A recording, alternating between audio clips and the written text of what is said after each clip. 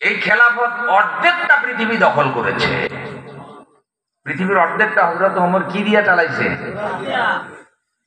শান্তি ছিল নাকি অশান্তি ছিল? সন্ত্রাস কি ছিল? চুরি ছিল? চাঁদাবাজি ছিল? দুর্নীতি ছিল? কিচ্ছু ছিল না। মানুষ ঘরের দরজা খুলে ঘুমাইছে। আর আমাদের এখন বড় গেটে তালা, ছোট গেটে তালা, আলমারিতে তালা, তারপরেও চুরি ডাকাতি শেষ। আমাদের বড় বড় কর্মকর্তাদের টেবিলের পিছনে লেখা দুর্নীতি করবেন না, অবৈধ লেনদেন করবেন না, ঘুষ দিবেন না। ফাইল আটকাইয়া রাখে, আর অফিসে থেকে নিচে গিয়ে ঘুষের টাকা পকেটে নিয়ে তারপর এসে ফাইল ছাড়ে। এরকম আছে না নাই? ওই চলেন বাইরে গিয়ে চা খাইয়ে আসি। একদিকে চা খায়, বিড়ি টানে, পান খায়, আর কয় দেবার খাম দেন। কারণ ওখানে চেয়ারের উপরে লেখা ঘুষ দেবেন না, ঘুষ নেবেন না। আছে সিসি ক্যামেরা, তাহলে এখানে খাওয়া নিরাপদ না, এই জন্য নিচে যায়। এ ধরনের দুর্নীতিবাদ কর্মকর্তা দিয়ে কোন সরকারি অফিসে ন্যায় নীতি ইনসাফ আসার সম্ভাবনা। সবাইকে কি দিয়ে পবিত্র করতে হবে? কোরআন দিয়ে পবিত্র করতে হবে। ইউআল্লিমুহুল কিতাবা ওয়াল হিকমা ওয়া ইউযাক্কিহিম। ইউআল্লিমুহুল কিতাবা ওয়াল হিকমা। ভাই সব একটা ঐতিহাসিক ঘটনা দিয়েই আজকের বয়ান শেষ। আল্লাহ যদি তৌফিক দেয়, আমাদের মাওলানা শিফাউল হক ভাইদের মাহফিল ইনশাআল্লাহ যাবেন তো? আমি ভাইজানের মাহফিলটা রাখছিলাম, আপনাদের এই মাহফিলে দাওয়াত আগে রাখছিলাম। পরে আমার মরহুম ভাই সরওয়ার আলম, যিনি আমার আপন ভাই, আর আপনাদের এলাকারই সন্তান যারা আমজাদ ভাই, একই অফিসে তারা চাকরি করতেন, ওনার মাধ্যমে আমার এই প্রোগ্রাম রাখা। আমার ভাই করোনা ইন্তেকাল করেছিলেন। গত বছর এই প্রোগ্রাম আমি রেখেছিলাম, কিন্তু আমি আসরের সময় টঙ্গীতে জামে পড়েছি। ওই যে গার্মেন্টস শ্রমিকরা রাস্তা আটকায় রেখেছিল 4 থেকে 5 দিন, যতটুকু মনে পড়ে। আপনাদের মাহফিলেও আসতে পারি না, আমিও বাসায় যেতে যেতে রাত 1টা বাজছে। 3টায় বেরিয়েছি, আসরের সময় জামে পড়েছি, 11:30টার দিকে ব্যাক করেছি, যাইছি আর মাহফিল পাবো না। 11:30টায় টঙ্গী থেকে ব্যাক করে মিরপুর পুষতে আমার রাত 1টা বাজছে। এবার আল্লাহ তাআলা এনেছেন, আল্লাহ যেন গতবারের না আসার এই ইয়েটা যেন আল্লাহ ক্ষমা করে দেন, বলেন আমিন। আপনারা জানাতে কষ্ট পেয়েছেন। 10 জন মানুষ যদি এসে থাকে, সে 10 জন মানুষও তো বয়ান শোনার হকদার নাকি? আর মানুষ তো আল্লাহর জন্য দাওয়াত দেয়, না আসতে পারলে মাহফিল কর্তৃপক্ষ লজ্জা পায়। তো ছোট্ট একটা ঘটনা, এটা দিয়েই আজকের বয়ান শেষ। ইনশাআল্লাহ বাকি কথা আগামী মাহফিলে হবে, সবাই যাবেন। একা যাবেন না, দাওয়াত দিয়ে নিয়ে যাবেন। হ্যাঁ, দিকদার মাহফিল, ঐতিহাসিক মাহফিল। মুহাদ্দিস আব্দুল্লাহ ইবনে মুবারক রাহিমাহুল্লাহ, যিনি ইমাম বুখারী রাহিমাহুল্লাহর উস্তাদ এবং আবু হানিফা রাহিমাহুল্লাহ ছাত্র। সুবহানাল্লাহ বলেন। দেখেন কোন ব্যক্তির ছাত্র আর কোন ব্যক্তির উস্তাদ। ছাত্র হলে ইমাম আবু হানিফা রাহিমাহুল্লাহ, আর উস্তাদ হলে ইমাম বুখারী। মুহাদ্দিস আব্দুল্লাহ ইবনে মুবারক রাহিমাহুল্লাহ, তিনি কোন এক সময় হজ করে রওনা দিয়েছিলেন।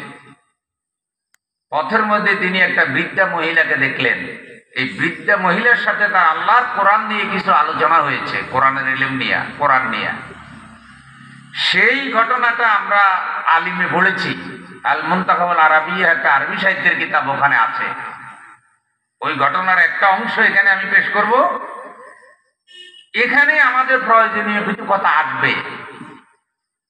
ঘটনাটা ঘটেছে একটা বৃদ্ধা মহিলার সাথে। আমাদের দেশে মহিলা আসেনি? হ্যাঁ, মহিলাদেরও দিন শিক্ষার দরকার যে আছে। এবং অতীতীয় মহিলারা যে কোরআনের কতটা পাণ্ডিত্যপূর্ণ ইলম অর্জন করেছেন, এই ঘটনা তার প্রমাণ। মুহাদ্দিস দেখলেন যে একজন বৃদ্ধ মহিলা রাস্তার কাছে পড়ে আছে। মুহাদ্দিস তাকে দেখে সালাম দিলেন, আসসালামু আলাইকুম ওয়া রাহমাতুল্লাহ। ভাই আপনারা সালাম বুঝেননি, আমি যে দিলাম এটা কি দিলাম? সালামের জবাব কিভাবে দেয় বলেন তো দেখি? মাশাআল্লাহ।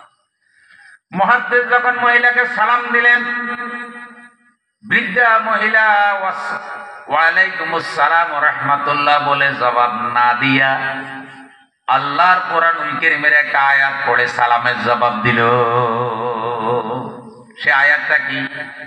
সালামুন কাওলাম মির রাব্বির রহিম।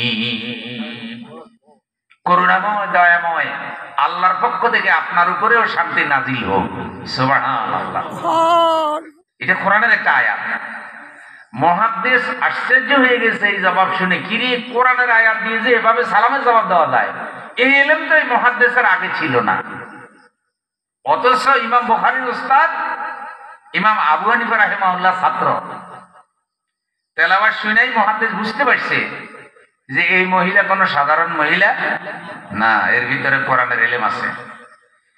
এই আয়াতের ব্যাকগ্রাউন্ড হলো জান্নাতীরা যখন জান্নাতে চলে যাবে, আল্লাহ হবে সেদিন বাড়িওয়ালা, বান্দারা হবে মেহমান। আল্লাহ আমাদেরকে তোমার জান্নাতের মেহমান হিসেবে কবুল করিও।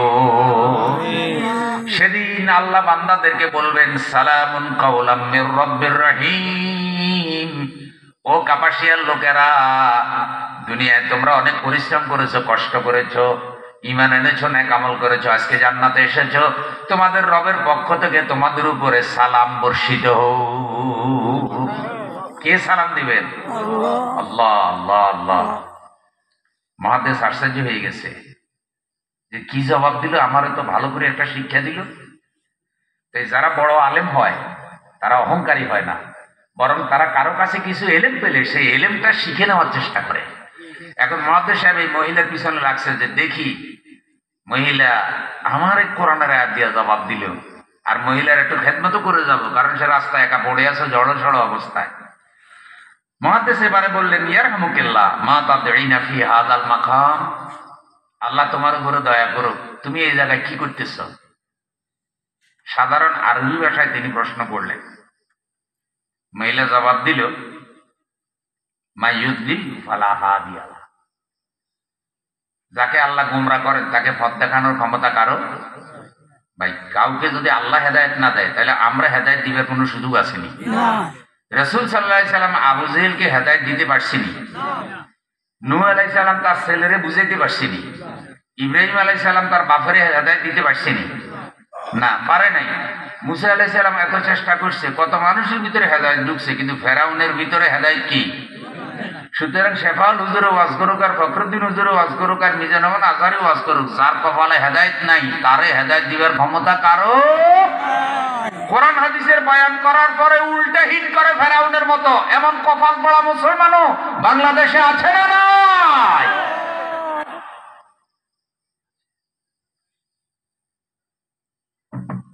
মুসলমানের ঘরে জন্মগ্রহণ করার পর হতভাগা দুর্বল ব্যতীত কেউ বলতে পারে না যে আমরা শরিয়া আইন মানি না।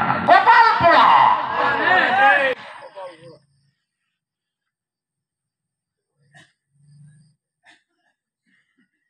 এগুলা লোভ লালসা কি ফেরাউন থেকে কম হয়েছে? ফেরাউন যে কারণে আল্লাহকে অস্বীকার করছে, কারণ তো এইটাই। এ কথা কোনো বেজার হয়েছে না ভাই। যেমন যে আসমা তেমন জামাই গসমা।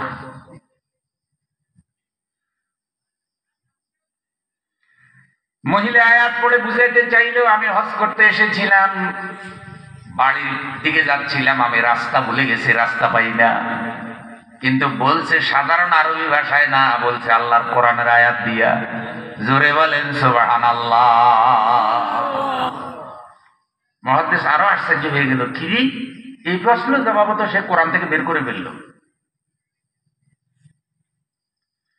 মুহাদ্দিস এখন প্রশ্ন করলো আইনা তুরিদিন, তুমি কোথায় যাচ্ছিলে, তোমার বাড়ি কোথায়? মহিলা কোরআনের আরেকটা আয়াত পড়ে জবাব দিল সুবহানাল্লাযী ইয়াসরা বিআবদিহি লাইলাম মিনাল মাসজিদিল হারাম ইলাল মাসজিদিল আকসা। এই আয়াত পড়ে মহিলা বুঝাতে চাইলে মুহাদ্দিস সাহেব আমি হজ করার জন্য মক্কা এসেছি, আর আমার বাড়ি হলো ফিলিস্তিনের এলাকা। মক্কা থেকে ফিলিস্তিন অনেক দূর। কিন্তু বলছি কি সাধারণ আরবি দিয়া না কোরআন দিয়া? মাশাআল্লাহ। মুহাদ্দিস চিন্তা করলেন, আমি মুহাদ্দিস আর আমারে কোরআনের আয়াত দিয়া জবাব দেয়, এই মহিলা কতক্ষণ কোরআন বলতে পারে আমি পরীক্ষা করে দেখব। কারণ মুহাদ্দিস সাহেবের ইলম অল্প না বেশি?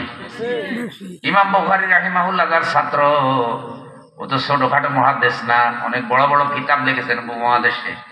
কিতাবুল জিহাদ তার লেখা কিতাব আমার কাছে আছে একটা, মুহাদ্দিস আব্দুল ইবনুল মুবারক রাহিমাহুল্লাহ। তিনি তখন বললেন, কতদিন থেকে আপনি এখানে পড়ে আছেন? আজকে কয়দিন হয়েছে এখানে আছেন? মহিলা কোরআনের আয়াত পড়ে জবাব দিল,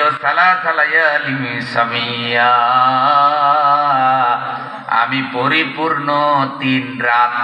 3 রাত যদি থাকে 3 দিনও আছে না নাই? 3 রাত 3 দিন কথা বলছে কি দিয়া? কোরআন দিয়া। মুহাদ্দিস কেবল আশ্চর্য হচ্ছে, কোরআন থেকে যে এভাবে কথা বলা যায়, জীবনের মধ্যে কোরআনকে এভাবে ফিট করা যায়, মহিলা তার প্রমাণ।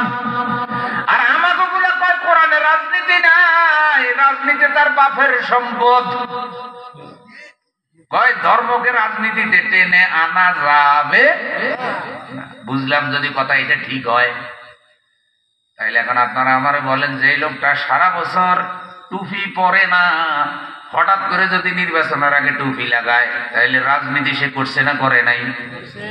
ধর্ম নিয়ে রাজনীতি করলো, কারণ টুপি হইলো ধর্মের নিদর্শন। আমার ভাষা বোঝা যায়নি? টুপিটা কিসের নিদর্শন? এখন অন্য সময় পরে না, কিন্তু হঠাৎ করে যখন টুপি মাথায় দেয়, তখন জনগণ আলোচনা করে, বাইরে মনে হয় ভোটের সময় হয়েছে, না হইলে হঠাৎ কেন নেতার মাথায় টুপি?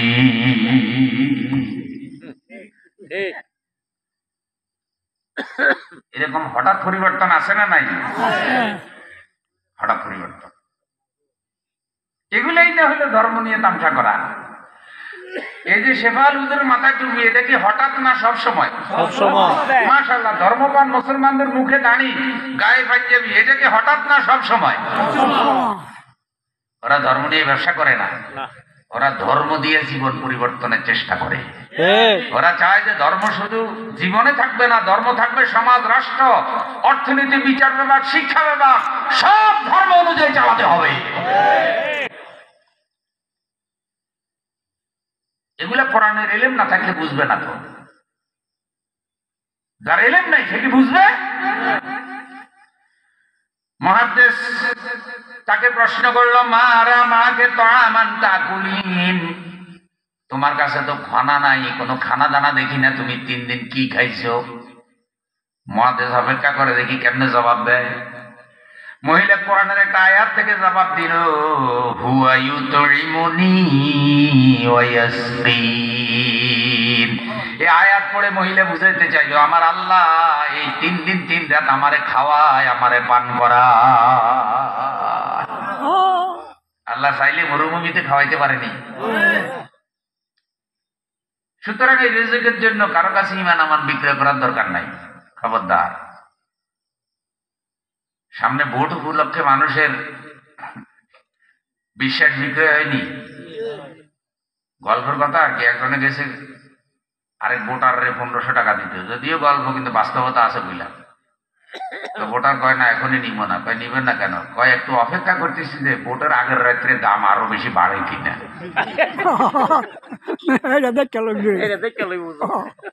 এটাও ভালোই। এটা কি 3000 টাকা নাকি? এটাই তো। এইসব সমর্থন টাকা খেয়ে বিক্রয় করা যাবে না, হারাম হারাম। ওই জাতের কপালে জীবনে ভালো নেতা আসবে না যারা টাকা খাইয়া সোর্সিটার রিপোর্ট দেবে। এগুলা ধর্মের কথা না।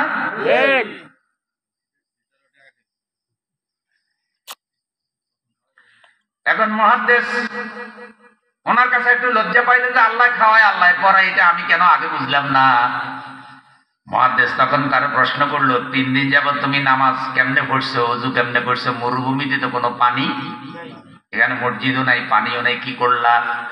মহিলা কোরআনের একটা আয়াত পড়ে জবাব দিল, ফাইন লাম তাজিদু মাআন ফাতায়াম্মামু সাঈদান তাইয়্যিবা। এই আয়াতের অর্থ হইলে তোমরা যদি পানি না পাও, কোথাও যদি এমন অবস্থায় পড়ে যাও, তাহলে তায়াম্মুম করো, তায়াম্মুম করো। মহিলা বুঝাতে চাইলে মুহাদ্দিস, পানি না পাইলে কি হবে, ধুলাবালিতে অভাব নাই, আমি তায়াম্মুম করে নামাজ আদায় করেছি। আমার মা বোনেরা, একজন মহিলা কিভাবে আল্লাহর কোরআনকে নিজের কলমে ফিট করতে পারে, এই ঘটনা তার প্রমাণ। মুহাদ্দিস তখন প্রশ্ন করল যে আমার কাছে কিছু খাবার আছে, তুমি 3 দিন 3 রাতের ক্ষুধার্ত, আমার থেকে খাবারটা কিছু খাইবে কিনা বলো, একটু খানা তোমারে দেই। মুহাদ্দিস অপেক্ষা করতেছে দেখি কি জবাব দেয়। মহিলা কোরআনের একটা আয়াত পড়ে জবাব দিল, তুম্মা আতিম্মুস সিয়ামা ইলাল লাইল, অতঃপর তোমরা রোজা রাখো রাত্রি পর্যন্ত। তার মানে মহিলা বুঝাতে চাইলে, মুহাদ্দিস আমি রোজা রেখেছি, আপনার খাবার খেতে পারবো না। একে সফরে আরো রাস্তা হারাই ফেলছে, আরো বৃদ্ধা মহিলা, আরো রোজাদার, কতগুলা নুরানি আমল তার মধ্যে। মুহাদ্দিস তখন বলছে, লাইসা হাদা শাহরু রমাদান, এটা তো রমজান মাস নয়, তুমি কি রোজা রাখছো, এটা তো রমজান মাস না। মুহাদ্দিস অপেক্ষা করতেছে দেখি কেমনে জবাব দেয়। মহিলা কোরআনের একটা আয়াত পড়ে জবাব দিল, ওয়া মান তাতাওয়া খায়রান ফাইন্নাল্লাহা শাকিরুন আলীম। এই আয়াত পড়ে মহিলা বুঝাতে চাইলে, মুহাদ্দিস রমজান মাসে তো মানুষ ফরজ রোজা রাখে, আমি নফল রোজা রেখেছি। ভাই সুবহানাল্লাহ বললে সওয়াব হয়নি? আর পরকালে জান্নাতে যাওয়ার জন্য সওয়াব দরকার আসেনি? একটু গলার ভলিউম ফুল দিয়ে বলেন সুবহানাল্লাহ। মুহাদ্দিস বলছে, কাদ উবিহা লানাল ইফতারু ফিস সাফার, সফরের মধ্যে তো রোজা ভাঙার অনুমতি আছে। মুহাদ্দিসে মাসালা কয়, তুমি এই সফরে কষ্ট করতেছ, তাইলে আমার এখান থেকে কিছু খানা খাও, খানা খাইয়া তুমি কষ্ট দূর করে রোজা ভাঙলে কোনো গুনাহ হবে না, কারণ তুমি সফরে আসো, আরো রাখছো নফল রোজা। এখন মুহাদ্দিস অপেক্ষা করতেছে যদি এই প্রশ্নের জবাব সে কোরআন থেকে কেমনে বাইর করে। কারণ মুহাদ্দিস সাহেব চিন্তা করছে তার ভিতরে কি পরিমাণ কোরআনের ইলম আছে। ইমাম বুখারী পড়াই আমি, সুতরাং আমি তার থেকে কোরআনের আয়াত ছাড়া কথা বাইর কইলেই ছাড়ব। মহিলা জবাব দিল কোরআনের আরেকটা আয়াত দিয়া, ওয়া আনতাসুমু খায়রুল লাকুম ইন কুনতুম তা'লামুন, যদি তোমরা কষ্ট করে রোজাটা রাখতে পারো তোমাদের জন্য ভালো, যদি তোমরা জানো। মানে মুহাদ্দিস সাহেব আপনি মাসালা বলছেন রোজা ভাঙ্গার অনুমতি আছে, কিন্তু আমি যদি কষ্ট করে রাখি রোজা ভাঙ্গার থেকেও আমার সওয়াবটা বেশি হবে, আমি ভালো আমলটাই করতে চাই। সুবহানাল্লাহ, সুবহানাল্লাহ, সুবহানাল্লাহ। এখন মুহাদ্দিস প্রশ্ন করে, হায় আল্লাহ, এর থেকে তো কোরআন ছাড়া কোনো কথা বাইরই হয় না। এর পুরা কলমের মধ্যে কোরআন, জবানে কোরআন, অন্তরাত্মা কোরআন দিয়ে আলোকিত। তখন মুহাদ্দিস প্রশ্ন করে, লিমালা তুকাল্লিমুনি মিসলা মা উকাল্লিমুকে, আমি তোমার সাথে যে ভাষায় কথা বলি তুমি কেন আমার সাথে সে ভাষায় কথা বলো না? মানে আমি বলি আরবি, তুমি বলো কোরআন। এখন দেখি মহিলা কি কয়। মুহাদ্দিস অপেক্ষা করতেছে এই প্রশ্নের জবাব সে কোরআনে পাই কিনা। দেখেন কি জবাব মুহাদ্দিসকে মহিলা দিল। কোরআনের একটা আয়াত পড়ে মহিলা জবাব দিল, মা ইয়ালফিযু মিন কাওলিন ইল্লা লাদাইহি রাকীবুন আতীদ। এই আয়াতের দ্বারা বুঝাতে চাইলেন আল্লাহ মানুষের জবান থেকে এমন কোন কথা বের হয় না যেই কথা আমলনামায় রেকর্ড হয় না। যেহেতু আমলনামা ফেরেশতারা লেখে, মানুষের জবানের কথাগুলো লেখে।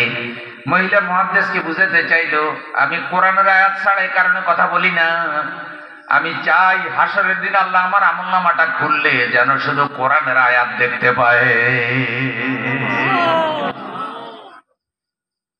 আমার আমল নামার মধ্যে যেন কি থাকে, উল্টা বের কোরআন আয়াত, আর কিছুই নেই। এখন আপনারা বলেন, এরকম একজন নেককার মহিলা যে তার আমল নামাটাকে এমন ভাবে যত্ন করে যে আমার আমল নামায় যেন আল্লাহ কোরআনের আয়াত ছাড়া অন্য কোন রেকর্ড না উঠে, সে জান্নাতে না গিয়ে পারে নাকি? আল্লাহ তার কতটা রহমতে ধন্য করেছে। আমরা মাদ্রাসায় পড়েছি, অনেক বড় মুহাদ্দিস, অনেক বড় বক্তা, দেখবেন আমল নামার কোনো যত্ন নাই। আমল নামায় সব রেকর্ড হচ্ছে, যা ইচ্ছা তা বলতেছে, মিথ্যা কথা বলতেছে, পাপ আমল করতেছে, চিন্তা ভাবনা করে না। এমন বহু মহিলা আছে সকাল থেকে সন্ধ্যা পর্যন্ত ঝগড়া করে, গালিগালাজ করে, আছে না নাই? সূরা ফাতিহা জিজ্ঞাসা করলে 10-12টা ভুল পাইবে, 3 ঘন্টা গালি দিলে একটা গালিও ভুল হয় না। হ্যাঁ বাবু লই পড়ি, হ্যাঁ বাবু লই তো না।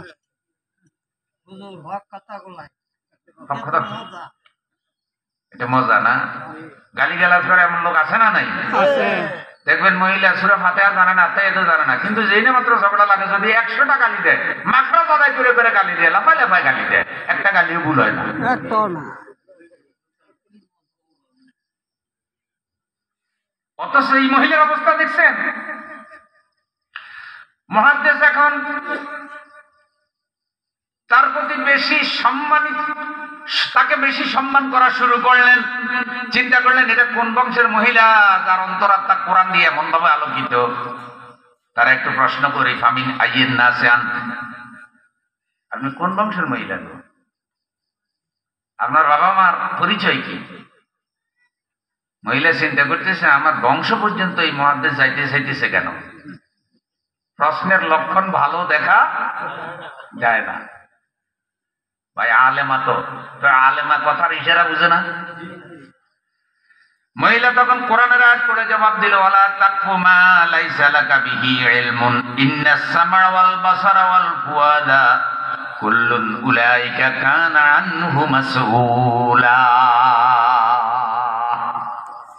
এই আয়াত পড়ে মহিলা বুঝাতে চাইল, যে বিষয়ে তোমার ধারণা নাই, যে বিষয়ে তোমার জানার কোনো দরকার নাই, সেই প্রশ্ন তুমি করিও না। মানুষের চোখ, কান, হাত, পা সম্পর্কে আল্লাহ জিজ্ঞাসা করবে, তোমার অন্তরে কি আছে আমি জানি না, তুমি আমার বংশের খবর কেন নিতেছ? মানে প্রশ্নটা মহিলা ভালোভাবে কি তাহলে মুহাদ্দিসের দিছিনি একটা ধরা, যে এত এলেম শিখলাম কিন্তু এই বিদ্যা মহিলার কাছে ধরা। মুহাদ্দিস তখন বলতেছে, কাদ আখতাত, আমি ভুল করছি, আমারে ক্ষমা করে দেন। আপনি মনে হয় মনে কষ্ট পাইছেন, কারণ মুহাদ্দিস চিন্তা করছে এত নেককার মহিলা, এত আলেমা মহিলা, তারে মনে কষ্ট দেওয়া ঠিক হবে? মহিলা তখন কোরআনের একটা আয়াত পড়ে মুহাদ্দিস সাহেবকে সম্মতি জানালো, লা তাসরিবা আলাইকুমুল ইয়াউমা ইয়াগফিরুল্লাহু লাকুম, আজকে তোমাদের উপর আমার কোনো অভিযোগ নাই, আমি আল্লাহর ওয়াস্তে তোমাদেরকে মাফ করে দিলাম। ইউসুফ আলাইহিস সালামের নাম শুনছেননি? কাফাসিয়ার ইউসুফ ভাই, কেমন আল্লাহ রসুল পয়গম্বর, 10 ভাই তার সাথে শত্রুতা করছে, শত্রুতা করে তাকে মেরে ফেলার জন্য কুয়ো ফেলে দিছে। আল্লাহ তাআলা ওই ভাইকে কুয়ার থেকে উদ্ধার করে মিশরের মন্ত্রী বানাই দিয়েছে, সুবহানাল্লাহ। আর 10 ভাইকে কিছুদিন পরে ভিক্ষুকের মতো তার ভাইয়ের সামনে হাজির করছে খাবার দাবারের জন্য।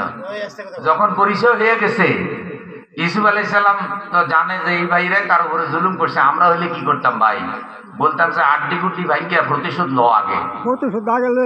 কিন্তু ইউসুফ আলাইহিস সালাম বলছে, আল্লাহর ওয়াস্তে আজকে আমি তোমাদেরকে মাফ করে দিলাম, তোমাদের উপরে আমার কোনো অভিযোগ। সুবহানাল্লাহ বলবেন না? কিভাবে ভাইদেরকে মাফ করতে হয়। রাসূল সাল্লাল্লাহু আলাইহি সাল্লাম যদি মক্কা বিজয় করলেন, রাসূল সাল্লাল্লাহু আলাইহি সাল্লাম মক্কার বড় বড় কাফের যারা রসুলকে কষ্ট দিচ্ছে তাদেরকে প্রশ্ন করলেন, আজকে তোমরা আমার কাছে কি রকম ব্যবহার চাও?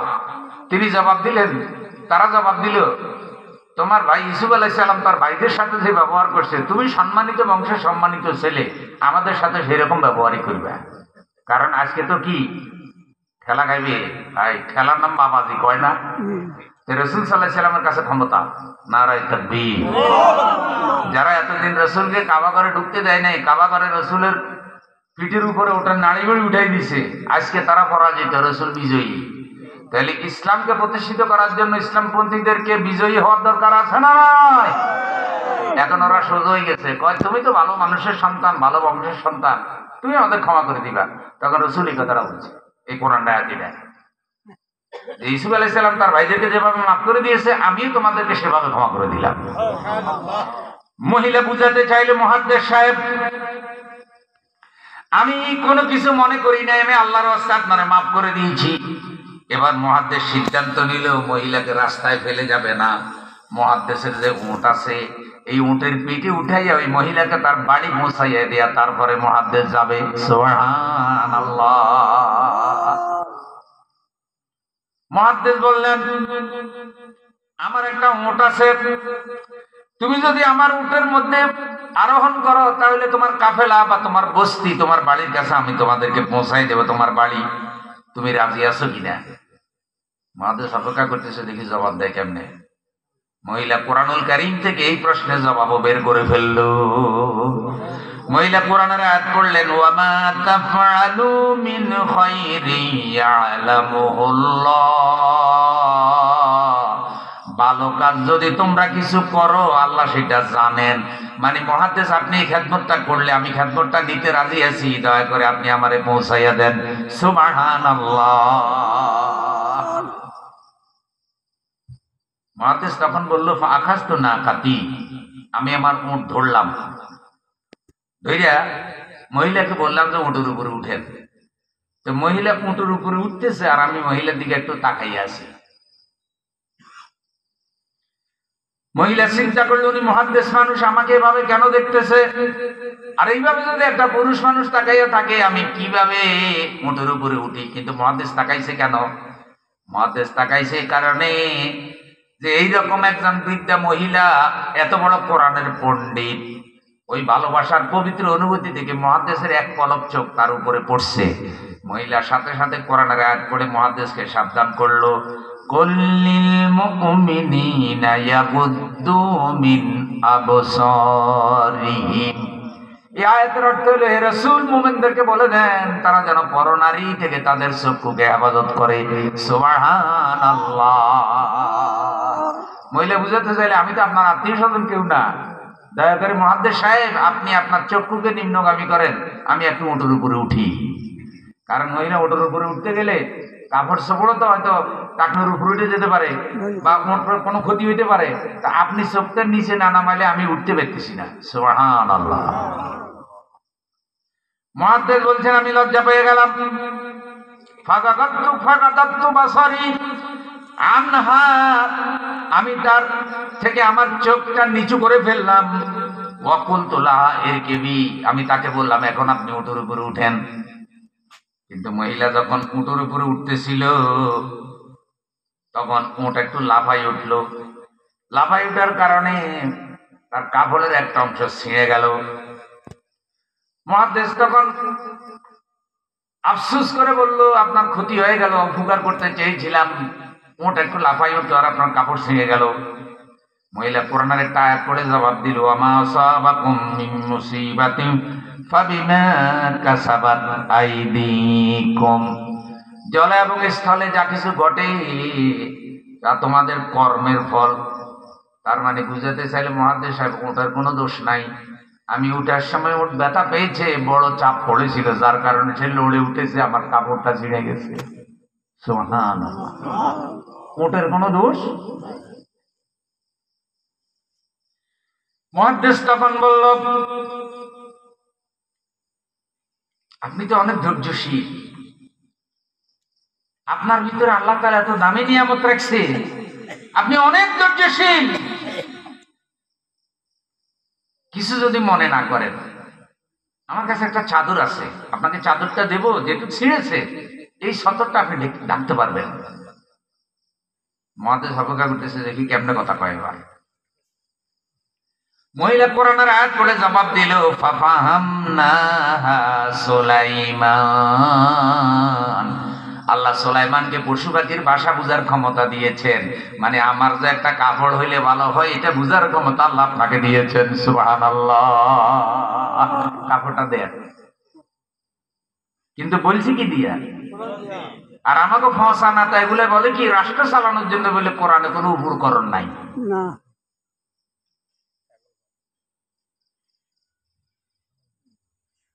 সব নেতাগুলোর এক জায়গায় করে মহিলা ছাত্র বানাই দিলে কন তো এই মহিলা ছাত্র হওয়ার যোগ্য তো এরকম অনেক নেতা।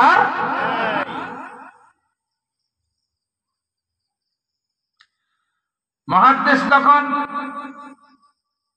মহিলাকে কাপড়টা দিল, ওয়াকুলতু লাহা ইরকিবি, আমি তখন মহিলাকে বললাম নেন এবার আপনি উঠেন। আমি উটটাকে ধরলাম যাতে উট কোনো বেয়াদবি না করে। এবার মহিলা উটের উপর উঠতেছে আর পড়তেছে সুবহানাল্লাযী সাখখারা লানা হাযা ওয়া মা কুন্না লাহু মুকরিনিন ওয়া ইন্না ইলা রাব্বিনা লামুনকালিবুন। সুবহানাল্লাহ বলে। এটা হলো যানবাহনে আরোহণের দোয়া, যেটা জমিনের উপর দিয়ে বলে বাস, ট্রাক, বিমান। আর যেগুলো জাহাজ, নৌকা পানিতে চলে সেটা হলো বিসমিল্লাহি মাজরিহা ওয়া মুরসাহা ইন্না রাব্বি লাগাফুরুর রাহিম। দুইটা দুই জায়গায় মহিলা কোরআনের আয়াত পড়ে দোয়া করতেছে। মুহাদ্দিস আশ্চর্য হয়ে গেছে, একটা আমলও সে ছাড়ে না। সুবহানাল্লাহ। যেখানে যে নেক আমলটা দরকার সেখানে সে নেক আমলটা করতেছে, একটা আমলও তার থেকে বাদ পড়ে না। অথচ আমরা হুজুর কত আমল আমাদের তো ছুটে যায়। মুহাদ্দিস বলতেছে সে যখন মহিলার যখন উটের উপর উঠলো, ফাআখাযতু বিজিমামিন নাকা, আমি তখন উটের লাগাম ধরলাম আর জোরে জোরে আমি উটকে হাঁকায় নিচ্ছিলাম। ওই যে গরু হাঁকাইয়া নেয়, ছাগল হাঁকাইয়া নেয়, তখন লোকে আওয়াজ করে না, তা আমি এভাবে আওয়াজ করে গরু উট হাঁকায় নিচ্ছিলাম। মহিলা তখন কোরআনের একটা আয়াত পড়ে আমাকে সাবধান করলো। মহিলা বলতেছে ওয়াকসিদ ফি মাশিকা ওয়াগদুদ মিন সাউতিকা ইন্না আনকারাল আসওয়াতি লাসাউতুল হামির। সুবহানাল্লাহ। যে মুহাদ্দিস সাহেব আপনার কণ্ঠকে নিচু করুন, কর্কশ আওয়াজে উটকে হাঁকাইয়ে নেবেন না। পৃথিবীতে যত আওয়াজ আছে গাধার আওয়াজ হলো নিকৃষ্ট। দিছিনি একটা ফাঁসা পানিতে চুবানি। আল্লাহু আকবার বলেন। এত বছর যা ছাত্র ছাত্র পড়াইছে মহিলার কাছে মুহাদ্দিস কি ধরা হয়ে গেছে। এত বড় মুহাদ্দিস। মুহাদ্দিস তখন বললেন, আমি চুপ হয়ে গেলাম, ওর সাথে কথা বলার সাহস করলাম না। উট নিয়ে যাচ্ছি, উট হাঁকাইতে হাঁকাইতে আমি একটা আরবি কবিতা বলতেছি দিলে দিলে। মানুষ অনেক সময় হালকা হালকা গান কয় না, কবিতা কয় না ভাই, কাজ করে কবিতা কয়, কাজ করে গান কয়। অনেকে গান কয় শিল্পী হিসাবে মঞ্চে, আবার অনেকে কারোর জন্য কয় না, নিজের জন্য কয়, পেটের মধ্যে ডুকডুকি বাজায় আর গান কয়। এরকম আছে না নাই? তো মুহাদ্দিস কবিতা পড়তেছে আর কাঁদতেছে। মহিলা তখন কোরআনের একটা আয়াত পড়ে মুহাদ্দিসকে সাবধান করলো, ফাকরাউ মা তায়াসসারা মিনাল কোরআন। কবিতা পড়লে কোনো লাভ নাই, কোনো সওয়াব নাই। কোরআনের কোন অংশ জানা থাকলে সেটা তুমি পড়ো। সুবহানাল্লাহ।